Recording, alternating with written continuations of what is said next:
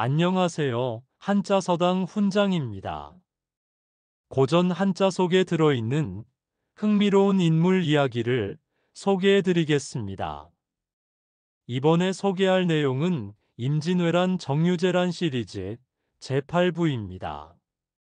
그들의 생애와 역사 속에 펼쳐진 이야기를 흥미진진하게 전달하겠습니다. 그들이 남긴 역사적 교훈과 의미를 새겨보시기 바랍니다. 바로 시작하겠습니다. 1592년 6월 8일, 당항포에 붉은 물결이 서서히 가라앉은 새벽이었다. 전라 좌수영의 판옥선들은 여수 앞바다에 닿을 늦게 돌아왔고, 갑판 위에는 화약 냄새와 피 냄새가 아직도 가시지 않았다. 이순신은 장대 위에 홀로 서서 남해를 내다보았다. 사천에서 시작된 연전연승이 당포와 당항포까지 이어졌지만 그의 얼굴에는 기쁨보다 근심이 더 짙었다.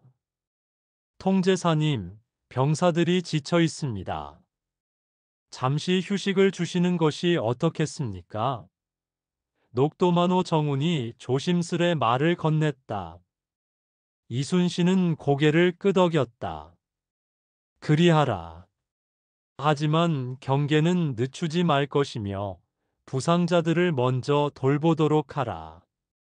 정운이 물러가자 이순신은 다시 바다를 응시했다.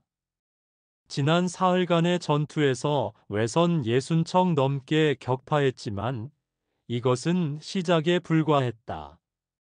부산포에는 아직도 수백 척의 외선이 대기하고 있었고 그들의 주력 부대는 아직 움직이지도 않았다. 이순신은 알고 있었다. 진짜 싸움은 이제부터였다. 여수 본영의 객사에서는 장수들이 모여 전황을 논의했다. 녹도만호 정운, 여도권관 김인영, 사도첨사 김환, 흥양현감 배흥립 등이 자리를 함께했다. 이번 전투에서 우리 군사의 피해는 경미하였으나 화약과 화살의 소모가 적지 않았습니다. 김환이 장부를 펼쳐 보이며 말했다. 각 고을에 공문을 보내 화약과 화살을 서둘러 준비하도록 하라. 그리고 판옥선에 파손된 부분을 점검하여 빠짐없이 수리하도록 하라. 이순신의 지시가 떨어지자 배흥립이 조심스레 입을 열었다. 좌수사님, 왜군이 연달아 패하였으니 이제 기세가 꺾였을 것입니다. 이 기회에 부산포까지 쳐들어가면 어떻겠습니까? 이순신은 고개를 저었다. 아니다. 부산포는 왜군의 본거지이니 그곳으로 쳐들어가면 오히려 우리가 위험에 처할 수 있다. 적을 깊은 바다로 유인하여 섬멸하는 것이 상책이다. 정운이 거들었다. 통제사님의 말씀이 옳습니다. 적의 근거지로 들어가면 육지의 조총부대와 협공을 받을 수 있습니다. 이순신은 자리에서 일어나 벽에 걸린 남의 지도를 바라보았다. 그의 손가락이 한산도 부근을 천천히 짚었다. 만약 외선들을 이곳으로 유인할 수 있다면 넓은 바다에서 우리의 하객진을 펼칠 수 있을 것이다. 장수들의 눈빛이 달라졌다. 하객진은 이순신이 고안한 진법으로 학의 날개처럼 좌우로 넓게 펼쳐 적을 포위하는 전술이었다. 하지만 이 진법은 넓은 바다에서만 제대로 위력을 발휘할 수 있었고 숙련된 조련이 필요했다. 내일부터 하객진 훈련을 강화하라. 모든 장수와 격군들이 신호에 따라 일사불란하게 움직일 수 있도록 반복하여 익히도록 하라. 이순신의 명령에 장수들이 일제히 고개를 숙였다. 그날 밤 이순신은 등불을 켜고 장계를 썼다. 조정에 올릴 보고서였다. 붓을 들었지만 쉽게 글자가 나오지 않았다. 사천, 당포, 당항포에서의 승리를 보고하면서도 그는 조정이 이 승전보를 제대로 이해할 수 있을지 걱정이었다. 선조 임금은 이미 한양을 버리고 평양으로 피난을 갔다는 소식이 들려왔다. 나라의 운명이 풍전등화와 같은 이 시기에 바다에서의 승리가 얼마나 중요한지 조정의 대신들이 알아줄까. 이순신은 긴 한숨을 내쉬고 다시 붓을 들었다. 신이 거느린 수군으로 외적의 배를 격파하여 바다의 길을 막았사오니 이로써 적의 수륙병진 계책이 어그러질 것이옵니다. 그는 신중하게 글자를 이어갔다. 바다를 장악하는 것이 곧 전쟁의 승패를 가르는 열쇠임을, 왜군의 보급로를 끊는 것이 육지의 전황을 바꿀 수 있음을 조심스레 적어 내려갔다. 한편 부산포의 왜군 진영에서는 급박한 회의가 열리고 있었다. 사천, 당포, 당항포에서 연이어 패한 소식이 전해지자 외장들의 얼굴이 굳어졌다. 조선의 수군이 이렇게 강할 줄은 몰랐다. 특히 거북등처럼 생긴 이상한 배는 우리 배들을 박살내고 다닌다. 구루시마의 부장이 떨리는 목소리로 말했다. 그 배는 온통 철판으로 쌓여 있어서 조총도 통하지 않는다. 게다가 배 앞에서 불을 뿜어내며 돌진해 온다. 와키자카 야스하루는 팔짱을 낀 채 침묵하고 있었다. 그는 도요토미 히데 요시의 신임을 받는 젊은 장수로 이번 조선 침략에서 수군을 이끌고 있었다. 자신만만하게 출전했던 그였지만 연이은 패보에 자존심이 상했다. 조선 수군의 장수가 누구인가? 와키자카가 낮은 목소리로 물었다. 이순신이라는 자입니다. 전라좌도 수군 절도사라고 합니다. 구키 요시타카가 대답했다. 그는 일본 수군의 베테랑으로 세토네해에서 수많은 해전을 치른 노련한 장수였다. 이순신이라. 와키자카는 그 이름을 되뇌었다. 그자가 이끄는 수군이 얼마나 되는가? 판옥선이라 부르는 큰 배가 20척 남짓, 그리고 작은 배들이 수십 척 있다고 합니다. 겨우 그 정도로 우리 배 수십 척을 격파했단 말인가? 와키자카의 목소리에 분노가 섞였다. 그들의 배가 우리 것보다 크고 튼튼합니다. 특히 천자총통과 지자총통이라는 대포의 위력이 대단합니다. 가토 요시아키가 끼어들었다. 그 역시 수군을 지휘하는 장수였다. 와키자카는 자리에서 벌떡 일어났다. 수군의 싸움은 배의 크기가 아니라 장수의 용맹과 병사의 수로 결정된다. 오사카 성주께서 우리에게 조선의 바다를 장악하라 명하셨다. 이대로 물러설 수는 없다. 구키 요시타카가 조심스레 말했다. 와키자카님, 조선 수군을 얕보면 안 됩니다. 그들은 우리가 생각한 것보다 훨씬 강합니다. 강하다고? 섬나라도 아닌 조선의 수군이 우리 일본 수군보다 강하다는 것인가? 와키자카의 목소리가 높아졌다. 나는 세키가하라에서도 싸웠고 규슈 평정에도 참여했다. 조선의 미약한 수군 따위에 지는 것은 내 자존심이 허락하지 않는다. 가토 요시아키가 거들었다. 저도 같은 생각입니다. 우리가 전력을 모아 한꺼번에 공격하면 조선 수군을 격파할 수 있을 것입니다. 와키자카는 고개를 끄덕이며 결심을 굳혔다. 좋다. 우리 세 사람의 함대를 합치면 배가 100척이 넘는다. 이 전력으로 조선 수군의 본거지를 치러 가자. 국희 요시타카는 여전히 우려스러운 표정이었지만 더 이상 반대하지 않았다. 젊은 장수들의 기세를 꺾을 수 없었고 무엇보다 히데 요시의 명령을 거역할 수 없었다. 그렇다면 언제 출전하시겠습니까? 준비가 되는 대로 출전한다. 한 달 안에 조선 수군을 바다에서 쓸어버릴 것이다. 와키자카의 선언에 외장들이 일제히 함성을 질렀다. 6월이 지나가고 7월이 시작되었다. 여수 앞바다에서는 매일같이 하객진 훈련이 이어졌다. 이순신은 직접 배를 타고 나가 장수들의 움직임을 지켜보았다. 붉은 깃발을 올리면 좌군이 움직이고 푸른 깃발을 올리면 우군이 움직이며 노란 깃발을 올리면 중군이 전진했다. 처음에는 삐걱거리던 진영이 점차 매끄럽게 움직이기 시작했다. 좌익을 더 넓게 펼쳐라. 하계 날개처럼 크게. 이순신의 목소리가 바다 위로 퍼져나갔다. 판옥선들이 신호에 따라 일사불란하게 움직였다. 좌우의 배들이 넓게 펼쳐지며 반원형의 포위망을 만들었다.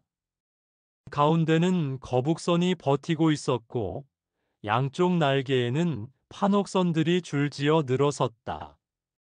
이제 제법 진법다워 보입니다. 녹도만호 정훈이 감탄했다. 아직 부족하다. 실전에서는 적의 움직임도 예측해야 하고 바람과 조류도 계산해야 한다. 더 훈련하라. 이순신은 엄격했다. 그는 완벽을 추구했고 조금의 실수도 용납하지 않았다. 병사들의 목숨이 걸린 일이었고 나라의 운명이 걸린 일이었다. 7월 5일 전라좌수영에 급보가 날아들었다. 경상우도 수군절도사 원균이 거제도에 도착했다는 소식이었다. 이순신은 즉시 준비를 명했다. 내일 새벽 출발하여 원균 장군과 합류한다. 모든 배를 점검하고 병사들을 정돈하라. 그날 밤 이순신은 다시 등불을 켜고 앉았다. 원균과의 관계가 마음에 걸렸다. 원균은 이순신보다 나이도 많고 관직에 오른 것도 먼저였지만 전라좌수영의 전과가 압도적이어서 늘 불만을 품고 있었다. 특히 거북선의 활약이 알려지면서 원균의 질투는 더욱 깊어졌다. 하지만 지금은 사사로운 감정을 논할 때가 아니다. 외적을 물리치는 것이 먼저다. 이순신은 스스로를 다독이며 잠자리에 들었다. 7월 6일 새벽 전라좌수영의 함대가 출항했다. 판옥선 24척과 협선 15척, 그리고 거북선 2척이 대오를 이루어 서쪽으로 향했다.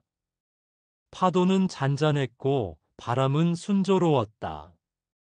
뱃머리를 가르는 물소리와 노 젓는 소리만이 고요한 바다를 채웠다. 좌수사님, 저기 멀리 섬이 보입니다.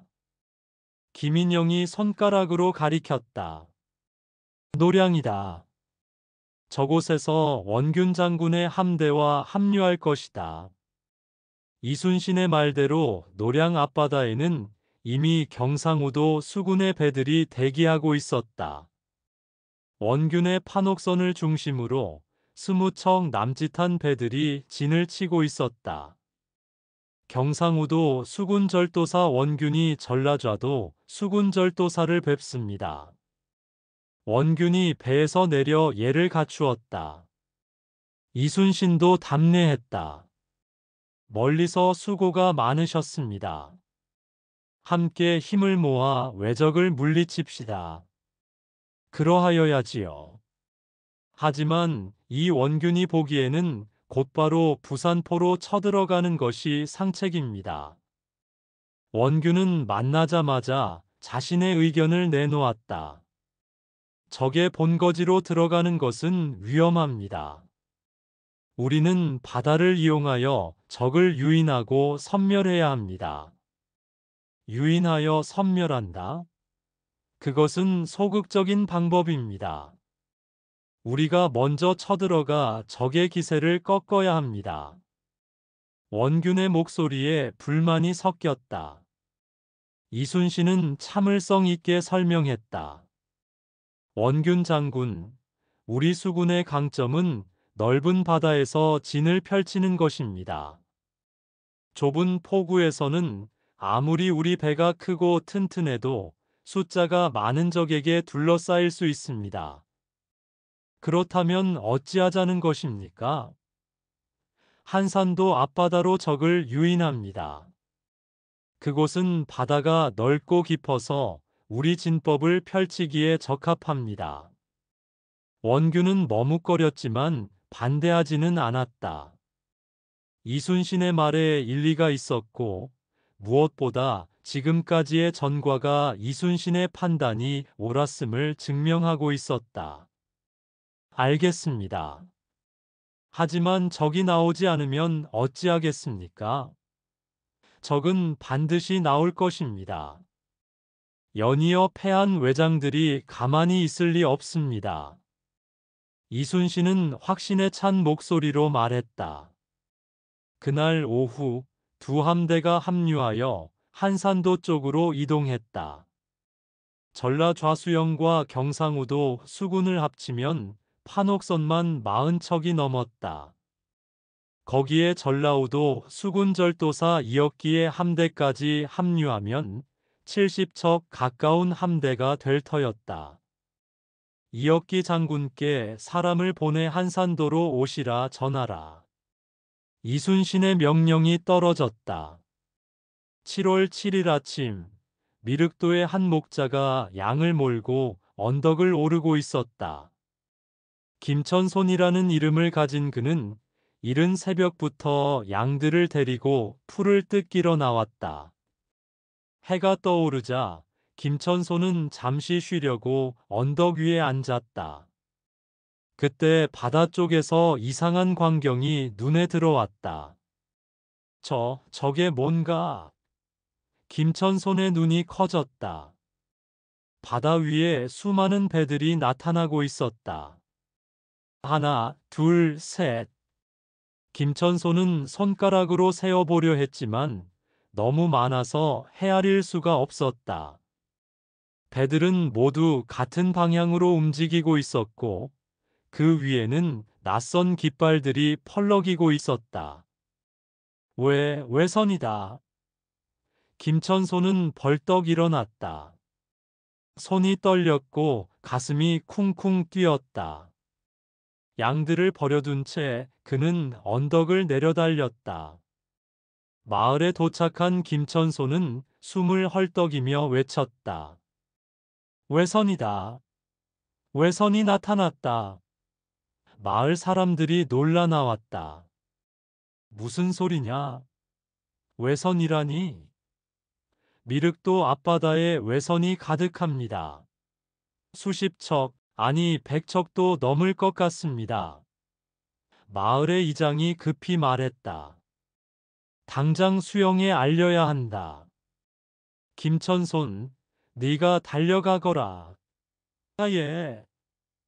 김천손은 다시 달리기 시작했다. 미륵도에서 한산도까지는 그리 멀지 않았다. 그는 있는 힘을 다해 달렸다. 발이 아팠고 숨이 찼지만 멈출 수 없었다. 조선 수군에게 이 소식을 전하지 못하면 큰일이 날 것 같았다. 한편 한산도 앞바다에 정박해 있던 조선 수군 함대에서는 장수들이 모여 작전 회의를 하고 있었다. 이순신, 원균, 이억기가 한자리에 모였다. 이억기 장군도 오셨으니 이제 우리 삼도 수군이 모두 모였습니다. 이순신이 말했다. 이혁기는 온화한 성품의 장수로 이순신을 깊이 신뢰하고 따랐다. 전라우수사 이혁기, 좌수사님의 명을 따르겠습니다. 어찌하시겠습니까? 한산도 앞바다는 넓고 깊어서 우리 진법을 펼치기에 적합합니다. 외선들을 이곳으로 유인하여 일거에 섬멸할 것입니다. 원균이 끼어들었다. 하지만 적이 나오지 않으면 어찌합니까? 그저 기다리기만 할 것입니까?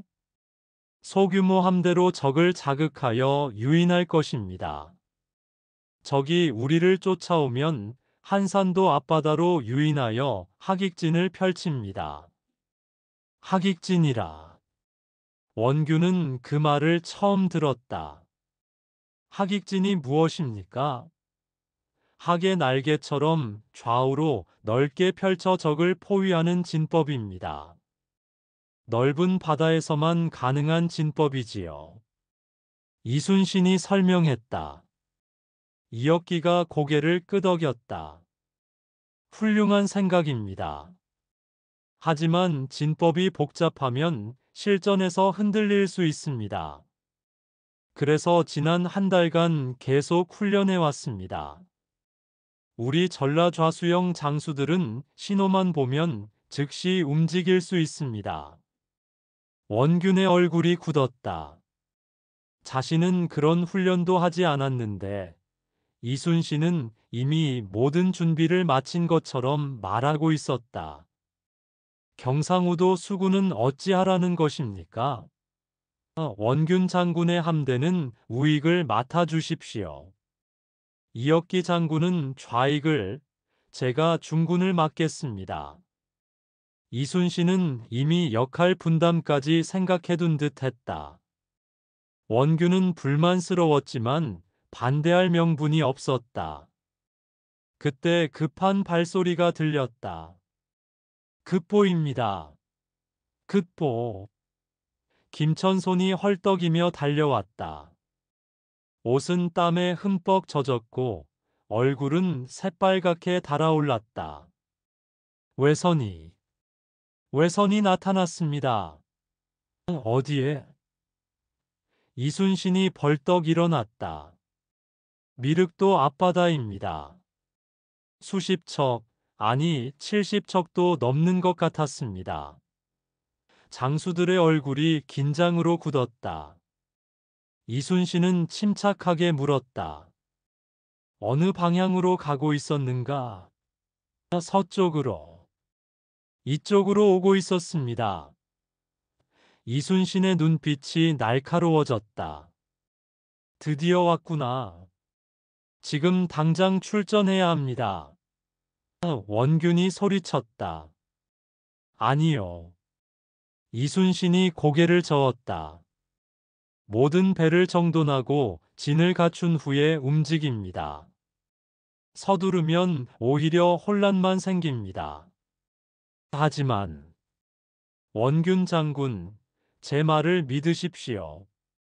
우리는 준비가 되어 있고 적은 우리를 모릅니다. 이것이 우리의 가장 큰 무기입니다. 이순신의 단호한 목소리에 원균도 더 이상 반박하지 못했다. 이혁기가 말했다. 좌수사님의 명을 따르겠습니다. 좋습니다. 각자 배로 돌아가 병사들을 정돈하십시오. 출전 신호가 떨어지면 즉시 움직이도록 하십시오. 장수들이 흩어지자 이순신은 다시 김천손을 불렀다. 수고했다. 내 덕분에 귀중한 정보를 얻었다. 소인은 그저. 김천손은 떨리는 목소리로 말했다. 조선 수군께서 왜적을 물리쳐 주실 거지요? 반드시 그리하겠다. 염려 말고 돌아가 마을 사람들을 안심시켜라. 김천손이 물러가자 이순신은 장대 위로 올라갔다. 멀리 바다를 바라보니 수평선 너머로 무언가 움직이는 것이 어렴풋이 보였다. 드디어 때가 왔구나. 이순신은 혼잣말로 중얼거렸다. 지난 한 달간의 훈련, 밤낮으로 고민했던 전략, 그 모든 것을 시험할 순간이 다가오고 있었다. 판옥선마다 병사들이 분주하게 움직였다. 화약을 나르고 화살을 준비하고 칼과 창을 점검했다. 격군들은 노를 정비하고 돛을 점검했다. 모두가 긴장한 표정이었지만 눈빛만은 또렷했다. 형님, 무섭지 않으세요? 한 젊은 격군이 옆에 노련한 격군에게 물었다. 무섭지. 하지만 좌수사님을 믿어. 저분이 지금까지 우리를 한 번이라도 위험에 빠뜨렸나? 사천에서도, 당포에서도, 당항포에서도 우리는 이겼어. 그렇긴 하지만 이번에는 적이 더 많다고 하던데요. 많으면 뭐하나. 우리한테는 거북선도 있고 판옥선도 있잖아. 게다가 좌수사님의 지략이 있으면 100번 싸워도 100번 이긴다. 노련한 격군의 말에 젊은 격군도 조금 안심하는 듯 했다. 오후가 되자 외선들의 모습이 더 또렷하게 보이기 시작했다. 하나, 둘, 셋. 정말로 70척이 넘는 배들이 일렬로 늘어서 접근하고 있었다. 배들의 선두에는 화려한 깃발이 펄럭이고 있었고 그 위에는 외장의 문양이 선명했다. 이순신은 눈을 가늘게 뜨고 적선을 관찰했다. 배들의 크기와 형태, 깃발의 문양, 진영의 배치까지 하나하나 놓치지 않고 살폈다. 저들은 자신만만하구나. 일렬로 늘어서서 당당하게 오고 있다.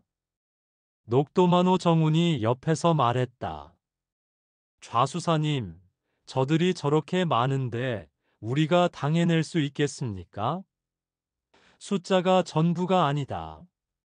지형을 이용하고 진법을 활용하면 충분히 이길 수 있다. 이순신은 자신감 있게 답했다. 실제로 그의 마음속에는 이미 완벽한 그림이 그려져 있었다. 어떻게 적을 유인하고 어디서 진을 펼치며 언제 공격할 것인지 모두 계산되어 있었다. 정훈, 소규모 함대를 꾸려라. 판옥선 5척과 협선 몇 척이면 충분하다. 소규모 함대로 무엇을 하시려 합니까? 적을 자극하여 우리를 쫓아오게 만들 것이다. 그리고 한산도 앞 넓은 바다로 유인한다. 정훈의 눈이 빛났다. 알겠습니다. 제가 직접 나가겠습니다. 조심하라. 너무 깊이 들어가지 말고 적당한 거리를 유지하면서 유인하라. 적이 흥분하여 앞뒤 가리지 않고 쫓아오게 만들어야 한다. 명심하겠습니다. 정훈이 물러가 소규모 함대를 꾸렸다. 판옥선 5척과 협선 3척이 선발대로 나섰다. 배들은 천천히 외선 쪽으로 다가갔다. 와키자카 야스하루는 자신의 기함 위에서 멀리 다가오는 조선 배들을 보았다. 저것들이 조선 수군인가? 겨우 몇 척뿐이로구나. 옆에 있던 부장이 말했다. 아마도 정찰선인 듯 합니다. 본대는 저 뒤 섬 어딘가에 숨어 있을 것입니다. 정찰선이든 본대든 상관없다. 저것들을 잡아 조선 수군이 얼마나 약한지 보여주겠다. 전 함대 전진. 와키자카의 명령에 외선들이 일제히 속도를 높였다. 73척의 배들이 물살을 가르며 조선 배들을 향해 돌진했다. 정우는 외선들이 쫓아오는 것을 확인하고 빙그레 웃었다. 미끼를 물었구나. 이제 슬슬 도망쳐 볼까. 전 함대 후퇴. 천천히 물러나되 적이 따라올 수 있게 속도를 조절하라. 정운의 명령에 조선 배들이 방향을 틀어 후퇴하기 시작했다. 하지만 완전히 도망치는 것이 아니라 적당한 거리를 유지하며 천천히 물러났다. 외선들은 신이 나서 쫓아왔다. 저것들이 도망간다. 쫓아라. 한 척도 놓치지 마라. 와키자카가 소리쳤다. 외선들의 속도가 더 빨라졌다. 조선 배들은 계속 물러나며 외선들을 한산도 앞바다 쪽으로 유인했다. 섬과 섬 사이의 좁은 수로를 지나 점점 넓은 바다로 나아갔다. 이순신은 장대 위에서 이 모든 광경을 지켜보고 있었다. 정운의 함대가 외선들을 유인하고 있었고 외선들은 앞뒤 가리지 않고 쫓아오고 있었다. 때가 무르익었다. 이순신이 중얼거렸다. 전 함대 출동 준비. 하객진 전개 준비. 이순신의 명령이 깃발 신호로 전달되었다. 각 배마다 병사들이 긴장했고 격군들이 노를 잡았다. 거북선 두 척이 맨 앞으로 나섰다. 7월 8일 새벽이 밝았다. 한산도 앞바다는 고요했지만 곧 피로 물들 운명이었다. 정운의 함대가 넓은 바다로 완전히 빠져나왔고 뒤따르던 외선들도 모두 넓은 바다로 진입했다. 바로 그 순간이었다. 지금이다. 전 함대 출격. 이순신의 명령과 함께 한산도 뒤편에 숨어있던 조선 수군 함대가 일제히 모습을 드러냈다. 판옥선 70여 척이 갑자기 나타나자 왜군은 당황했다. 매복이다. 와키자카의 부장이 소리쳤다. 하지만 이미 늦었다.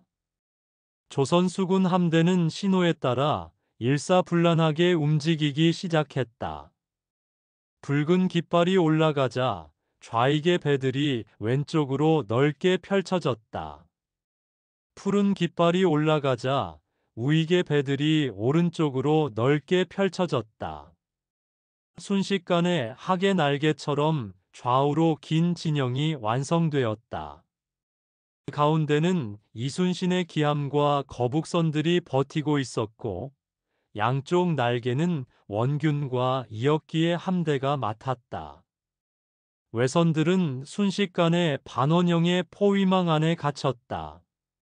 앞으로 가자니 이순신의 본대가 막고 있었고 좌우로 피하자니 양쪽 날개가 조여들고 있었다. 뒤로 도망치려 해도 이미 포위망이 좁혀져 있었다. 이것이 하객진이다. 이순신이 낮게 말했다. 거북선, 돌격하라. 명령과 함께 거북선 두 척이 앞으로 돌진했다. 거북선의 용머리에서 연기가 뿜어져 나왔고 천자총통과 지자총통이 불을 뿜었다. 쾅, 쾅, 쾅. 엄청난 폭음과 함께 포탄들이 외선을 향해 날아갔다.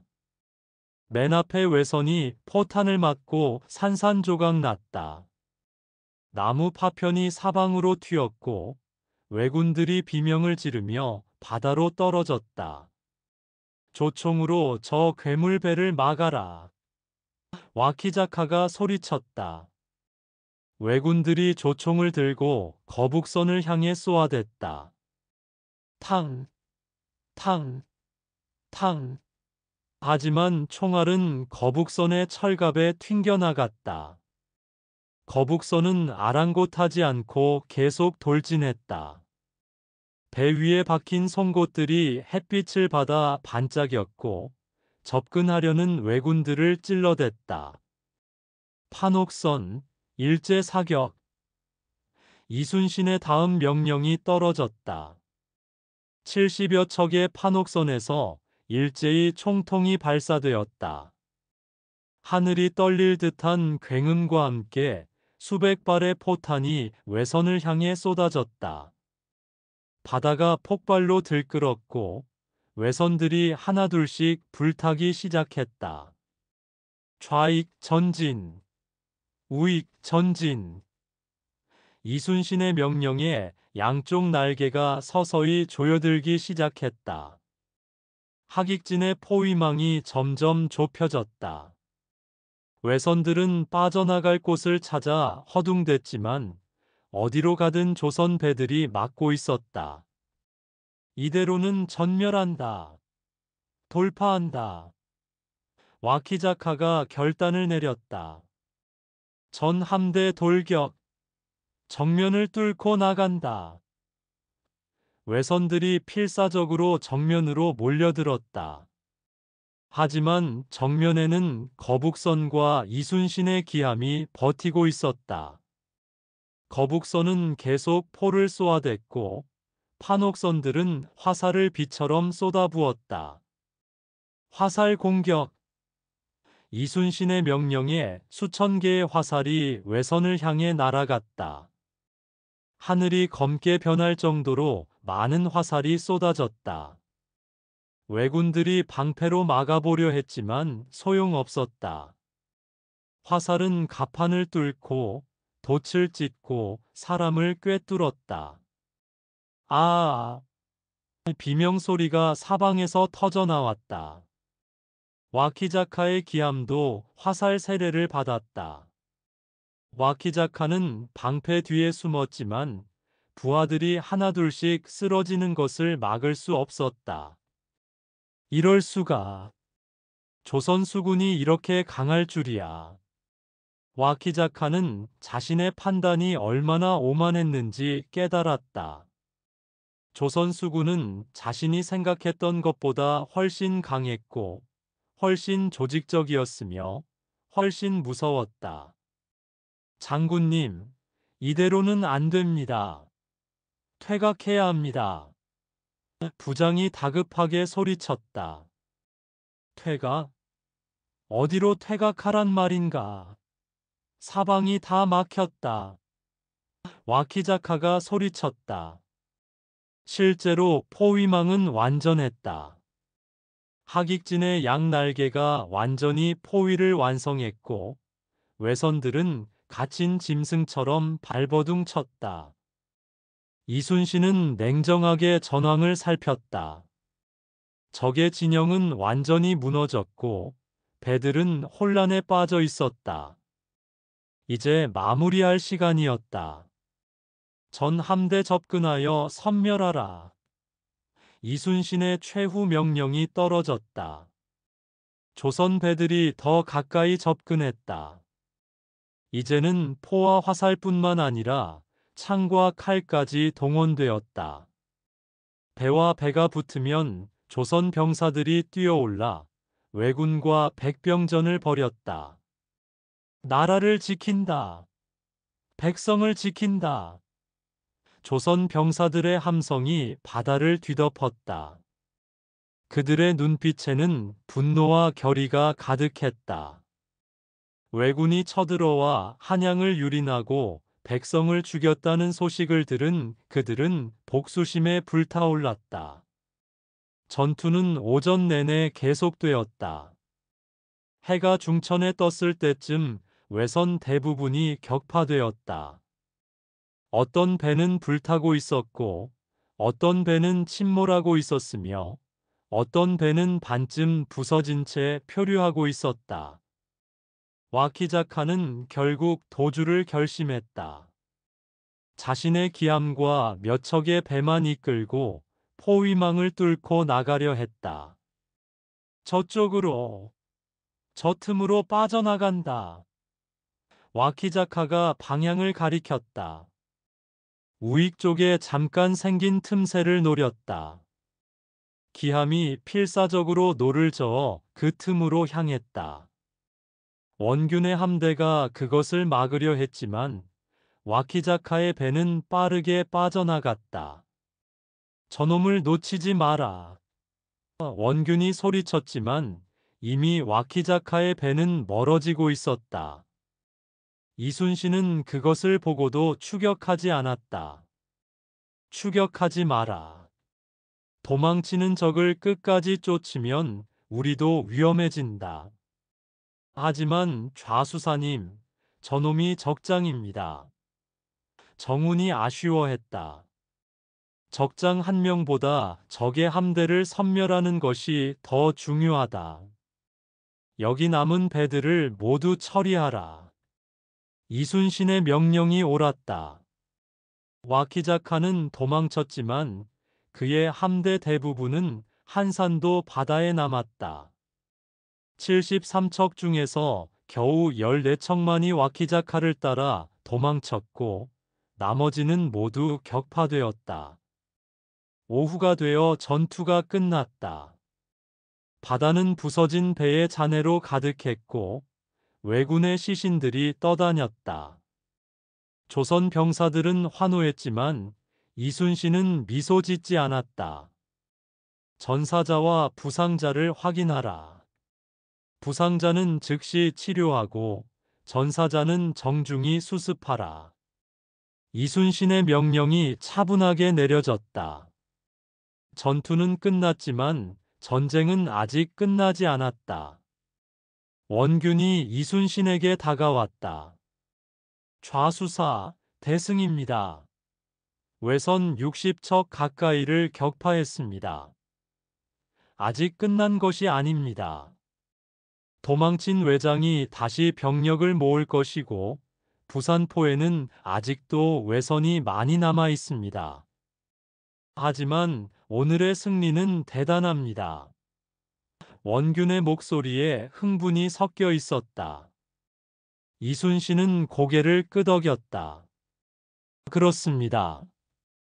오늘 우리는 왜군의 수륙병진 계책을 무너뜨렸습니다. 이제 왜군은 바닷길로 보급을 받기 어려울 것입니다. 이역기도 다가왔다. 좌수사님의 하객진이 놀라웠습니다. 적을 완전히 포위하여 섬멸하는 진법이었습니다. 모두의 협력 덕분입니다. 좌익과 우익이 일사불란하게 움직여주지 않았다면 불가능했을 것입니다. 이순신은 겸손하게 답했다.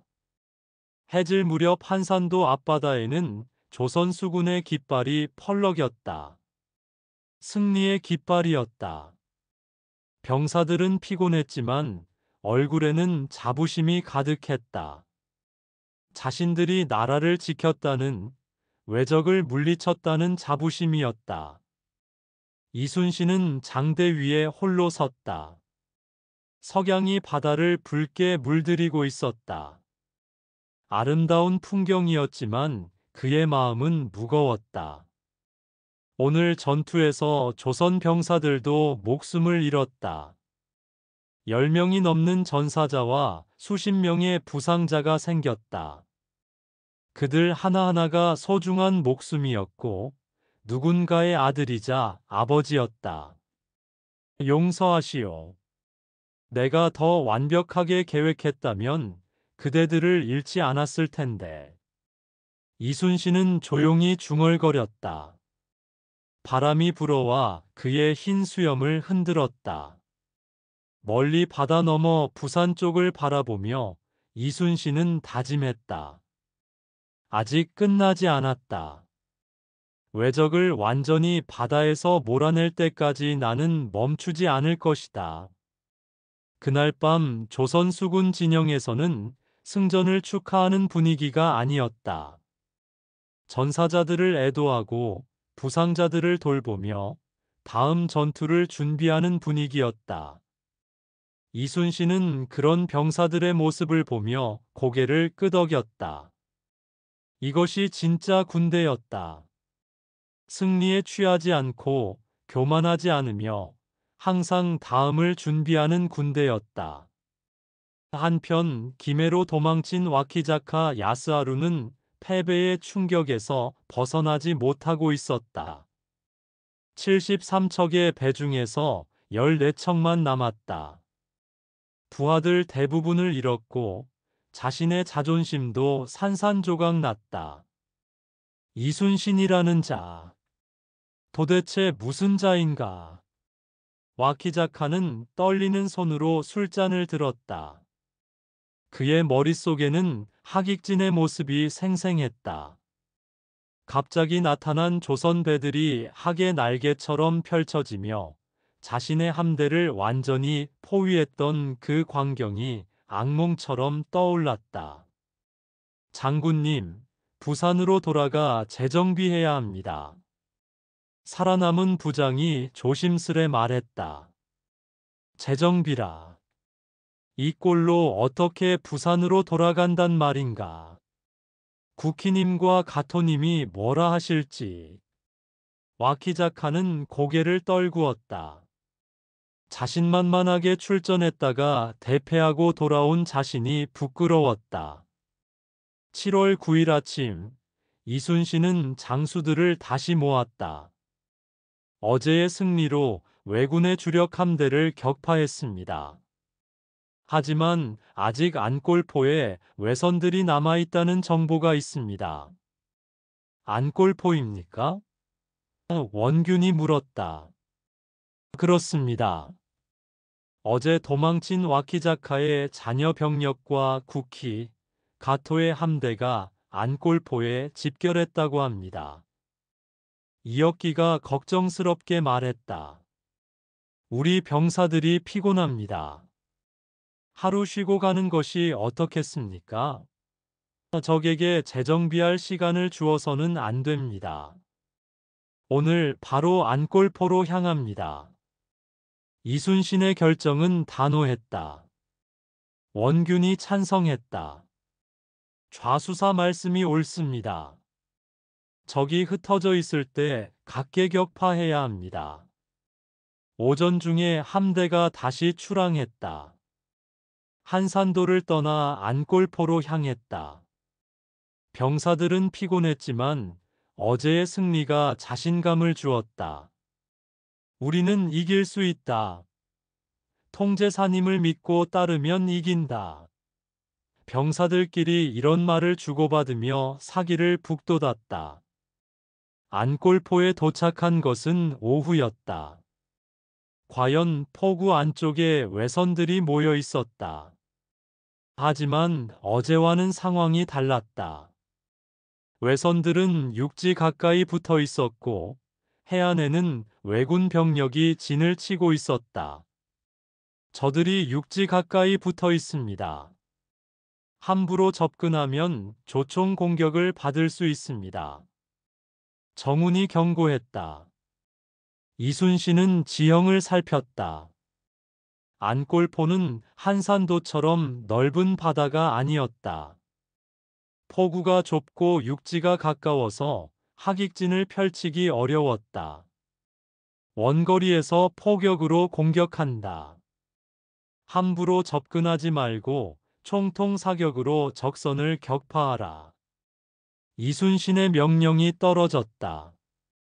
판옥선들이 일정한 거리를 유지하며 포구 입구에 진을 쳤다. 그리고 일제히 총통 사격을 시작했다. 쾅, 쾅, 쾅. 포탄이 안골포 안쪽으로 날아갔다. 외선들이 포탄을 맞고 불타기 시작했다. 육지의 왜군들이 조총으로 반격했지만 거리가 너무 멀어서 닿지 않았다. 계속 쏘아라. 저들이 빠져나오지 못하게 포구를 봉쇄하라. 이순신의 명령에 포격이 계속되었다. 안골포는 연기와 불길로 가득 찼다. 외선들은 꼼짝없이 당할 수밖에 없었다. 도망치려 해도 포구 입구가 막혀 있었고 육지로 올라가려 해도 배를 버려야 했다. 이런 식으로 당할 수는 없다.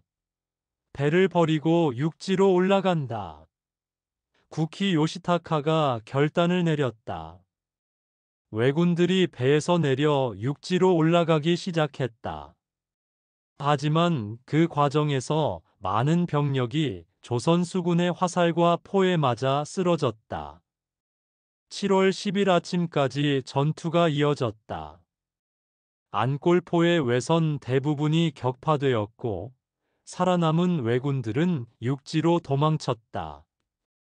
조선 수군은 다시 한번 완승을 거두었다. 좌수사님, 적선을 모두 격파했습니다. 정훈이 보고했다. 이순신은 고개를 끄덕였다. 수고했다. 이제 남해의 바다는 우리 것이다. 병사들이 환호했다. 이틀간의 연전연승으로 왜군의 수군은 사실상 괴멸되었다. 한산도와 안골포에서 100척이 넘는 왜선이 격파되었고 왜군의 수륙병진 계책은 완전히 무너졌다. 이순신은 배 위에서 남해를 바라보았다. 푸른 바다가 햇빛을 받아 반짝였다. 이제 이 바다를 통해 왜군이 보급을 받는 것은 불가능했다. 육지의 왜군들은 고립될 것이고 조선군이 반격할 시간을 벌 수 있을 것이었다. 이제 시작이다. 이순신은 조용히 중얼거렸다. 바다를 지켰으니 이제 육지를 되찾아야 한다. 원균과 이역기가 다가왔다. 좌수사님, 조정에 장계를 올려야 합니다. 이번 대승을 보고해야 합니다. 그리하겠습니다. 하지만 교만하지 맙시다.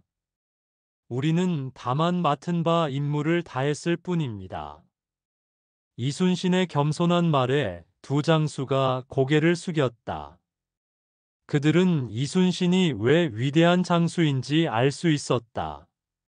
승리에도 교만하지 않고 어려워도 좌절하지 않으며 항상 다음을 준비하는 자세가 그를 특별하게 만들었다. 여수로 돌아가는 길에 이순신은 거북선 위에 올라탔다. 거북선은 이번 전투에서 혁혁한 공을 세웠다. 철갑으로 쌓인 이 배는 왜군의 조총도 막아냈고 용맹하게 적진을 뚫고 들어가 왜선을 격파했다. 나대용, 수고했다. 이순신이 거북선의 지휘관에게 말했다.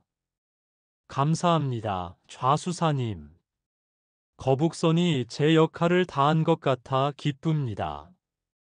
그대가 목숨 걸고 이 배를 만들고 운용한 덕분이다. 나라가 그대의 공을 잊지 않을 것이다. 나대용의 눈시울이 붉어졌다. 거북선을 만들 때만 해도 많은 사람들이 비웃었다. 이상한 모양의 배가 무슨 소용이냐고, 돈과 시간만 낭비한다고 수군 내에서도 반대가 많았다. 하지만 이순신만은 끝까지 믿어주었고, 결국 거북선은 전쟁에서 가장 무서운 무기가 되었다. 통제사님, 소인은 그저 명을 따랐을 뿐입니다. 아니다. 그대의 열정과 헌신이 없었다면 거북선은 세상에 나올 수 없었을 것이다. 이순신의 진심 어린 격려에 나대용은 깊이 고개를 숙였다. 여수 본영에 도착한 것은 7월 11일이었다. 병사들은 지쳤지만 승리의 기쁨으로 발걸음이 가벼웠다. 백성들이 포구에 나와 환영했다. 수군님들이 돌아오셨다. 왜적을 물리치고 돌아오셨다. 백성들의 환호 소리가 포구를 가득 메웠다. 어린아이들도 손을 흔들며 기뻐했다. 이순신은 그 모습을 보며 가슴이 뭉클했다. 바로 이들을 지키기 위해 싸우는 것이었다. 이 백성들의 웃음을 지키기 위해 목숨을 걸고 바다를 지키는 것이었다. 객사로 돌아온 이순신은 곧바로 장계를 쓰기 시작했다. 붓을 들고 한 글자 한 글자 정성스럽게 적어 내려갔다. 신이 삼도 수군을 거느리고 한산도 앞바다에서 외적 대선 60여 척을 격파하였사오며 이어 안골포에서 적선 수십 척을 더 격파하였사옵니다. 이순신은 전투의 경과를 자세히 적었다. 어떻게 적을 유인했고, 어떻게 하객진을 펼쳤으며, 어떻게 적을 섬멸했는지 하나하나 기록했다. 하지만 자신의 공을 내세우지는 않았다. 장수들과 병사들의 노고를 강조했고, 전사한 이들을 애도했다. 이로써 외적의 수륙병진 계책이 무너졌사오니 육지의 전황에도 도움이 될 것으로 사료되옵니다.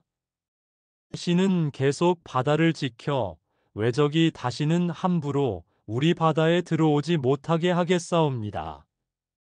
장계를 마무리하며 이순신은 긴 한숨을 내쉬었다.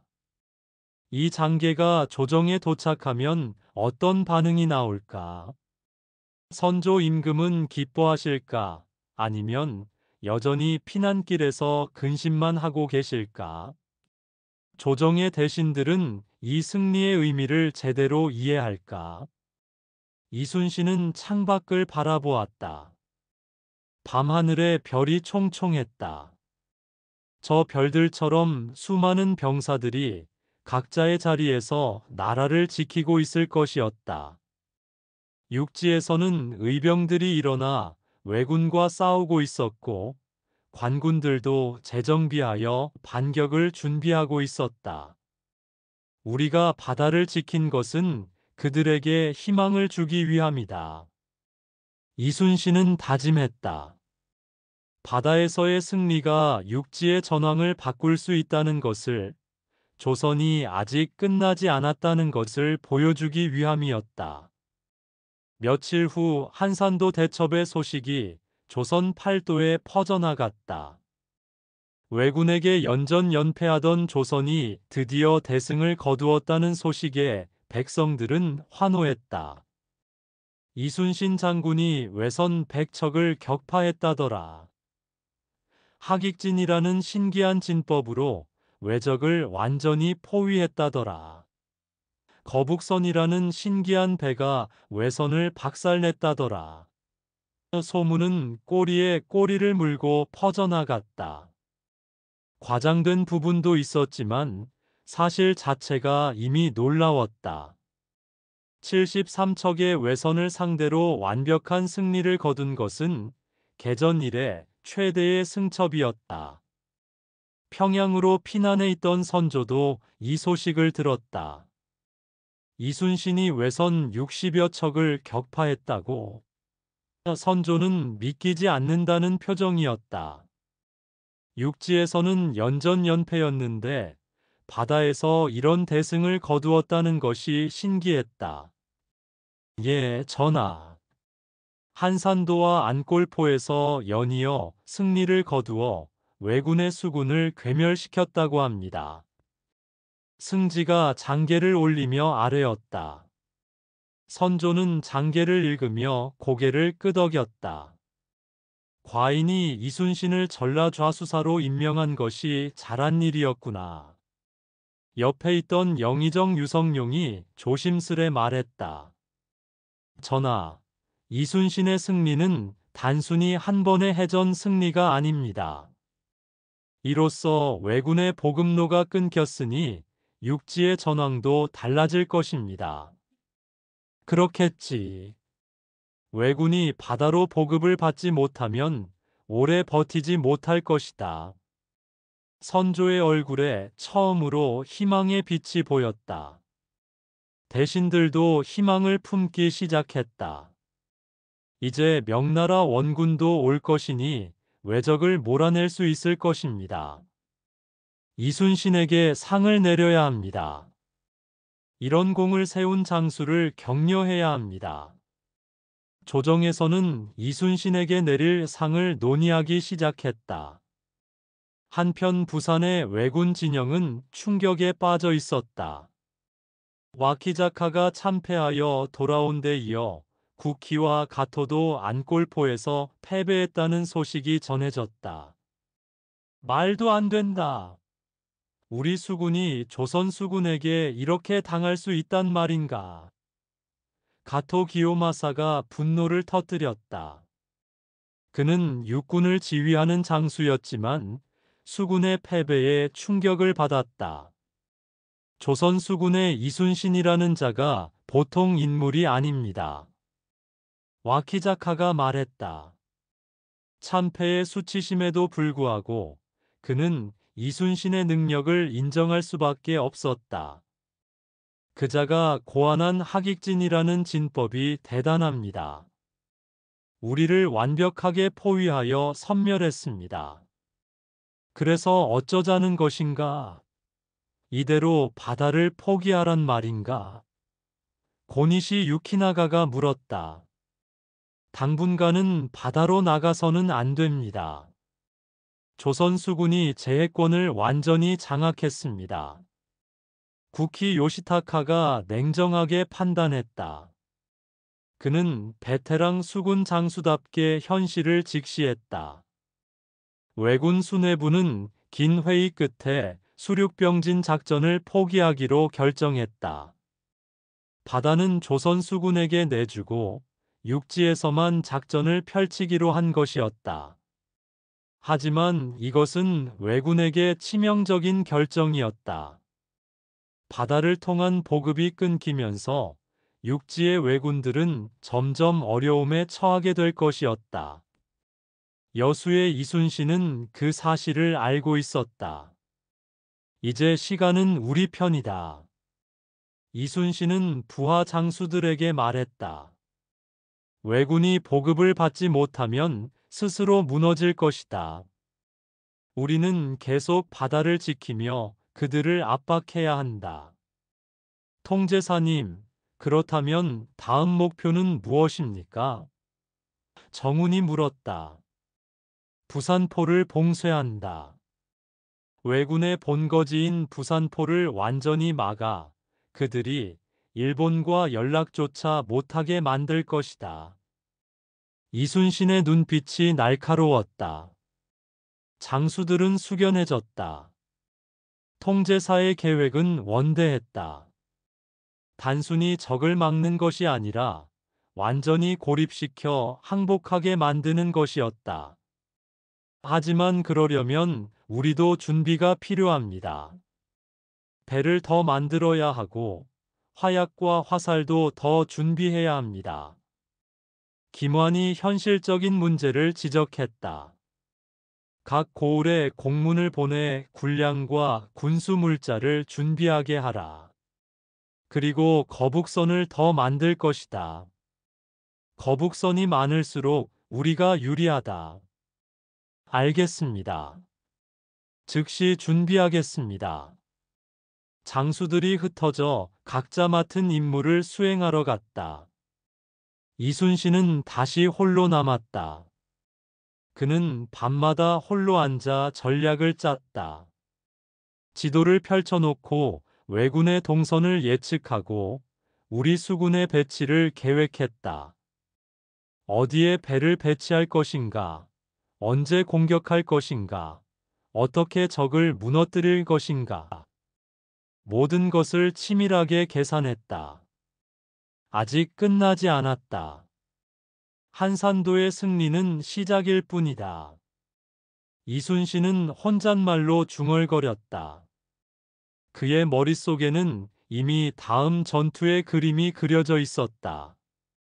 부산포 봉쇄, 왜군 보급로 차단, 그리고 최종적으로는 왜군을 조선 땅에서 완전히 몰아내는 것. 먼 길이었지만 이순신은 포기하지 않았다. 7월 중순이 되자 여수 본영에는 각 고을에서 군량과 화살이 도착하기 시작했다. 한산도 대첩의 소식을 들은 백성들이 자발적으로 군량을 내놓았다. 이것이 우리 마을에서 모은 쌀입니다. 수군님들께 드립니다. 이것은 우리가 만든 화살입니다. 많지는 않지만 왜적을 물리치는 데 쓰십시오. 백성들의 성원이 이어졌다. 이순신은 직접 나가 백성들에게 인사했다. 고맙습니다. 백성들의 뜻을 헛되이 하지 않겠습니다. 장군님, 우리 아들이 수군에 들어가고 싶다고 합니다. 받아주시겠습니까? 한 늙은 어머니가 젊은 아들을 데리고 왔다. 이순신은 젊은이를 바라보았다. 눈빛이 또렷하고 체격도 건장했다. 군대는 쉬운 곳이 아니다. 목숨을 걸어야 하고 훈련도 혹독하다. 각오되어 있습니다. 왜적을 물리치고 싶습니다. 젊은이의 대답이 단호했다. 이순신은 고개를 끄덕였다. 좋다. 받아들이겠다. 하지만 명심하라. 군대는 개인의 영광을 위한 곳이 아니라 나라와 백성을 지키기 위한 곳이다. 명심하겠습니다. 젊은이가 힘차게 대답했다. 이런 식으로 자원하는 젊은이들이 늘어났다. 한산도 대첩의 소식이 퍼지면서 많은 이들이 수군에 들어가고 싶어 했다. 이순신은 그들을 받아들여 훈련시켰다. 7월 하순, 이순신은 다시 바다로 나갔다. 이번에는 부산 쪽으로 향했다. 부산포를 정찰하고 왜군의 동태를 살피기 위함이었다. 판옥선 열척을 이끌고 조심스럽게 접근했다. 부산포 앞바다에 도착하자 멀리 외선들이 보였다. 하지만 예전처럼 당당하게 나오지 않았다. 포구 안쪽 깊숙이 숨어 있었고 육지의 방어 시설 뒤에 몸을 숨기고 있었다. 저들이 겁을 먹었구나. 정훈이 말했다. 한산도의 패배가 그들에게 큰 충격을 주었을 것이다. 더 이상 함부로 바다로 나오지 못할 것이다.